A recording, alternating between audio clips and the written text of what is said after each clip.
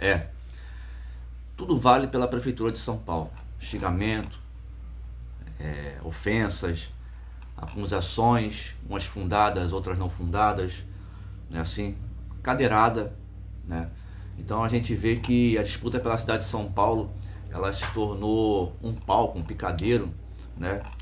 E também tem virado motivo de chacota, não só no Brasil, mas também acredito que já pelo mundo afora, né?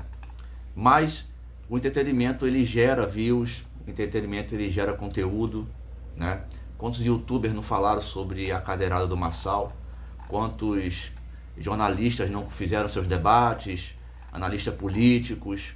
Na verdade, o povo vai atrás desse tipo de entretenimento, desse tipo de conteúdo, né? E a gente fica um pouco triste às vezes porque a gente temos um país tão próspero, não temos terremotos, não temos guerras, não temos catástrofes que acontecem em outro lugar no mundo, mas nós temos o pior mal do mundo, que são os maus políticos, né? Mas no meio de tudo isso, nós temos algumas pessoas que estão ali realmente tentando fazer o melhor para que tenhamos uma cidade melhor, um estado melhor, um país melhor, né?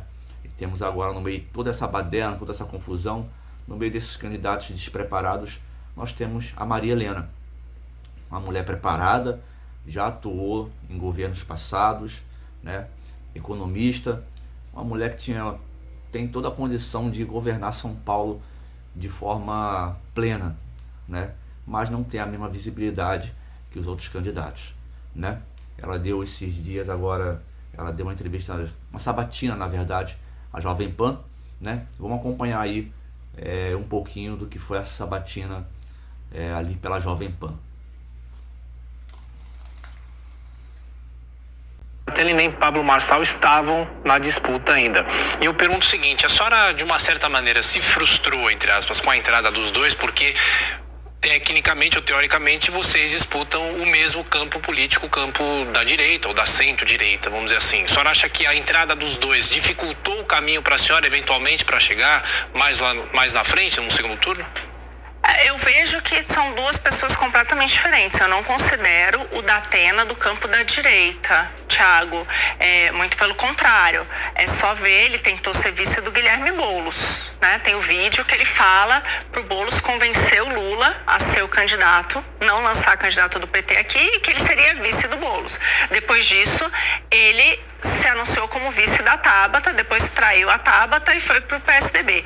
Outra coisa, ele tem na sua sala um quadro gigantesco do Che Guevara. Isso não é uma pessoa de direita. O que ele fala é que ele tem uma linha dura no combate ao crime, mas alguém que pega uma cadeira e joga em outro candidato, eu não sei exatamente como é que é esse combate à violência também do candidato. Então, definitivamente, eu vejo o Datena no campo da esquerda. O repórter pergunta para ela sobre o eleitorado de direita de São Paulo, sendo disputado por ela, Marçal e Datena. Ela deixa claro, galera, isso aqui tem uma coisa que tem que ficar bem clara. Por mais que o jornalista, por mais que a mídia coloque, Datena não é de direita.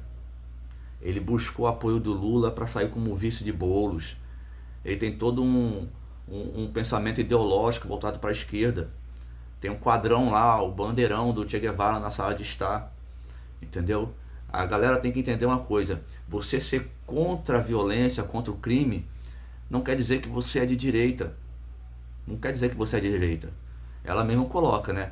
Como que a pessoa se diz contra a violência e senta uma cadeirada no seu oponente? Não é assim? Então, tanto o Datena, como o Boulos, Tabata, até o Nunes tem um pezinho na esquerda. A verdade é essa, é o consórcio que existe dentro da cidade de São Paulo, né? Em relação ao Pablo Marçal, temos coisas sim em comum. Eu vejo que a questão de não ser da política, né, de ser de fora da política, obviamente valores também de defesa, mas temos várias coisas também que não conversam. Então, ela fala do Marçal, fala que realmente eles têm coisa em comum, né? Tanto também pela questão de virem de fora da política, né? Mas que também tem coisas que eles não conversam, coisas que não batem, que se chocam entre si, né? Então, existe muito mais coisas do que a gente imagina para ser de direita, muito mais coisas. Existe todo um pensamento filosófico, existe todo um pensamento econômico, todo um pensamento social. Então, ser de direita engloba muito mais coisas do que a gente imagina. Não é porque só você... Tem pessoas que acreditam, porque eu sou religioso, eu acredito em Deus. Isso não quer dizer que a pessoa seja de direita. Prova disso é que está cheio de crente de esquerdista hoje nas igrejas evangélicas no Brasil. Católicos também. Enfim, mas o pensamento de direita é muito mais profundo que a maioria das pessoas pensa. Eu vejo que tem um outro problema, que é o fato de eu ser muito desconhecida. Agora, nesses últimos debates, eu tive a oportunidade de participar, mas eu não participei de todos os debates anteriormente. Então, é um prazer estar aqui também na Sabatina e em outros lugares em que eu possa me apresentar, mostrar quem eu sou, falar dos meus valores.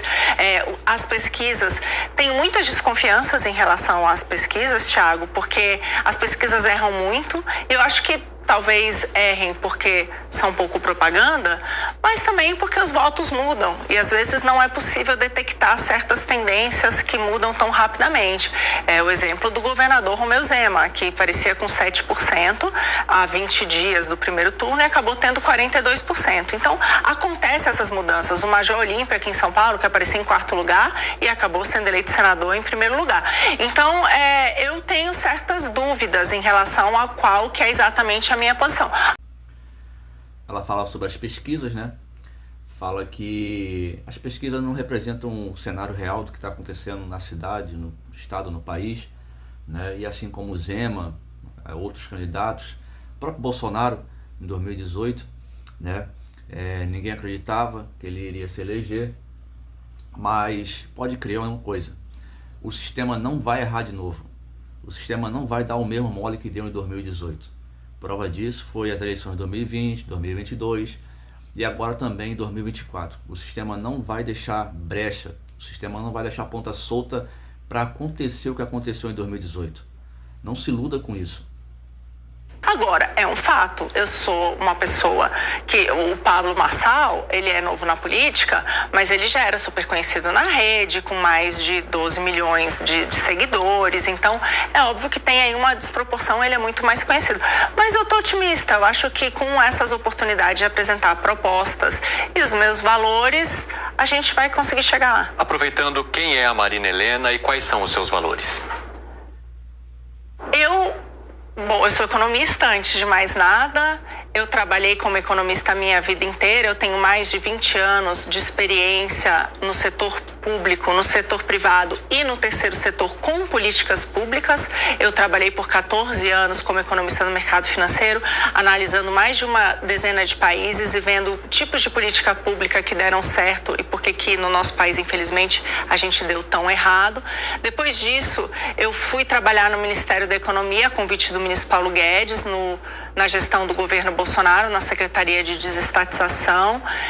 Entrei para a política, voltei de lá assustada com o que eu vi na nossa política e voltei querendo ir para a política para começar a tomar as decisões que a gente precisa aqui.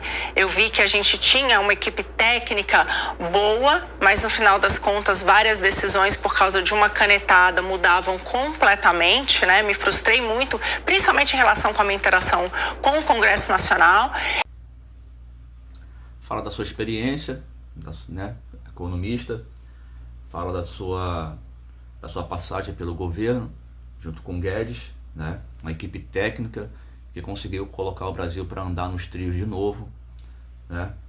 Fala da sua experiência na política, né? Como trabalhou para poder trazer coisa boa para o país, mas, né, numa única canetada uma pessoa derrubava o que poderia vir de bom para o país, né? Então, é como eu falei, o sistema, ele não perdoa, e não vai ser diferente esse ano na Prefeitura de São Paulo, nem pelo Brasil afora. O sistema não vai dar o mole que deu em 2018. Guarda isso aí. Fui candidata a deputada federal, não fui eleita, mas eu fiz uma campanha de menos de 6 meses, sem nenhuma base, sem nada. Então, considero uma vitória os mais de 50 mil votos que eu tive e ajudaram a eleger a Adriana Ventura. Virei dirigente partidária e recebi o convite para ser candidata a prefeita de São Paulo. Gostei muito, estou há mais de um ano analisando a nossa cidade e trazendo comigo uma equipe que foi a equipe com quem eu trabalhei no Ministério da Economia. Também a equipe dos gestores que trabalham tanto na gestão do nosso governador quanto o prefeito melhor avaliado do Brasil, de Joinville, que é a maior cidade de Santa Catarina. Então eu tenho feito sim um plano com diversas pessoas, porque eu aprendi também, Sene, que não se faz nada sozinho nessa vida. Então o que eu trago de diferente dos outros candidatos, eu gosto de dizer, é primeiro a minha experiência, né, nos meus 44 anos de vida, e a minha experiência que eu tive no setor privado, setor público e terceiro setor, e esse time de pessoas que eu quero colocar aqui para administrar a nossa cidade. E ela termina falando das suas expectativas, dos seus estudos, né? Parcerias, equipe, para poder governar a cidade de São Paulo da melhor forma possível, né? Aparentemente ela tem uma boa intenção, né? Ela tem uma boa intenção para governar São Paulo. Aparentemente, porque na verdade só Deus conhece o coração dos homens, né? Mas a pergunta que fica é por quê? Por que Boulos? Por que Datena? Por que Nunes? Por que Tabata? Por que Marçal? Por que vocês querem a Prefeitura de São Paulo? Será que vocês vão meter essa que o Marçal meteu? Que vocês têm um chamado de Deus para poder trazer melhoria para o povo brasileiro? Para a cidade de São Paulo? A pergunta que fica é essa, né?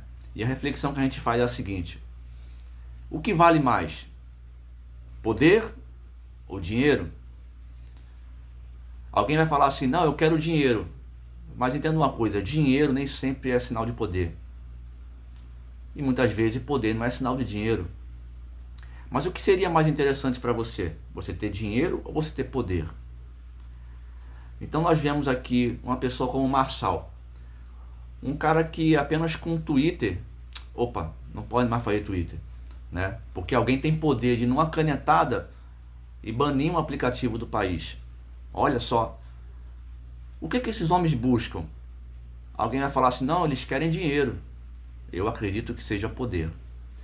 Mas fica a reflexão aí, fica aí a enquete, comenta, compartilha, se inscreve, né? Dá aquele joinha para ajudar a gente e comenta aqui embaixo o que você acha. Os candidatos pela Prefeitura de São Paulo, não só pela Prefeitura de São Paulo, mas nos estados, dentro do país, né? Governador, prefeito, deputado. O que esses homens buscam? Você pode responder. 1. Eles buscam o melhor do povo. 2. Eles buscam dinheiro. 3. Eles buscam o poder. Então, comenta aí, compartilha, tá bom? Chama a gente aí, deixa uma dica aí, manda aí uma mensagem. Se você não gostou também, pode criticar, tá bom?